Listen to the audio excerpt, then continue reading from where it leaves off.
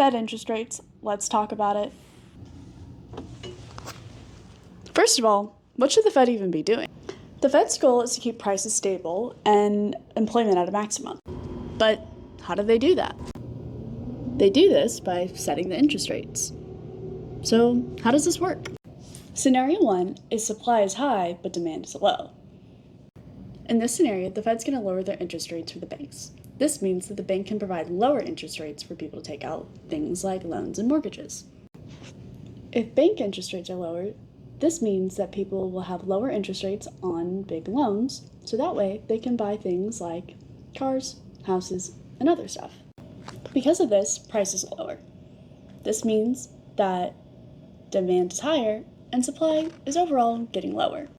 But what would happen if demand was high and supply was low? Well, that brings us to scenario number 2.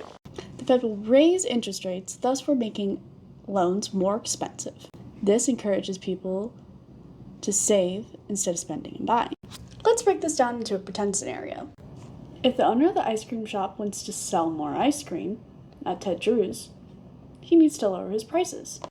Now, because the prices are lowered, all these people want to buy the ice cream. But let's say we're in a sad world where a bunch of cows die. That means there's no more milk to make the ice cream, but all these people still want ice cream. What are we going to do?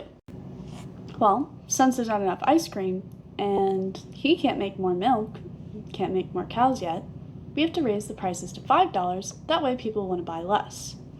So all in all, there's a simplified version of how the Fed can use interest rates to control how much or how little people are buying in terms of supply and demand.